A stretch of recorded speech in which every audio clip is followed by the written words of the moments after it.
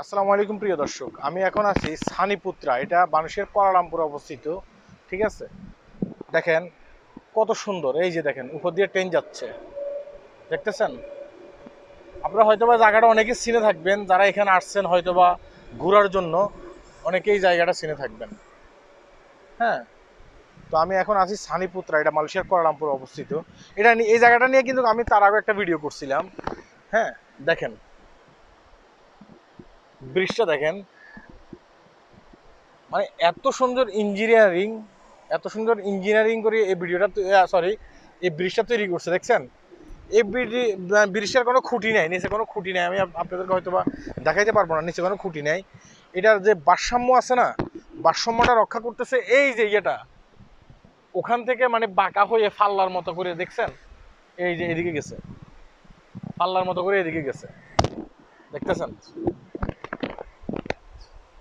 ফাল্লার মতো করে এদিকে গেছে। হ্যাঁ, এই ব্রিজটার কিন্তু ভারসাম্য এভাবে রক্ষা করা হচ্ছে আর কি। সবচেয়ে বড় বিষয়টা হচ্ছে যে এই যে দেখেন এখান দিয়ে ঝর্ণা। হ্যাঁ, এটাকে নদী বললে ভুল হবে, এটা নদী না, এটা হচ্ছে যে আপনার খাল, মালয়েশিয়ার একটা খাল। কেন আমি কথাগুলো বলতেছি শোনেন।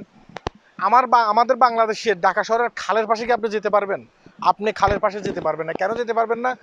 দুর্গন্ধ, ময়লা আবর্জনা, তারপরে বোতল। অথচ এই যে দেখেন, দেখছেন, একটা বোতল আপনি দেখবেন না, কিন্তু মেন শহর কুয়ালালামপুর।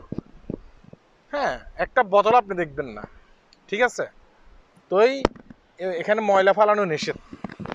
এই কারণে দেখা গেছে কি আপনি কোনো বোতল টতল দেখবেন না। দেশের নাগরিক যদি সচেতন হয়, তাহলে একটা দেশ উন্নত যে বেশি সময় লাগবে না, সেই দেশে পর্যটক কিন্তু হুড় করে আসতে থাকবে। দেখছেন, তারই প্রমাণ হচ্ছে যে এইটা। যারা এখানে আসছেন হয়তো বা আপনারা এই জায়গার সৌন্দর্য সম্বন্ধে জানেন।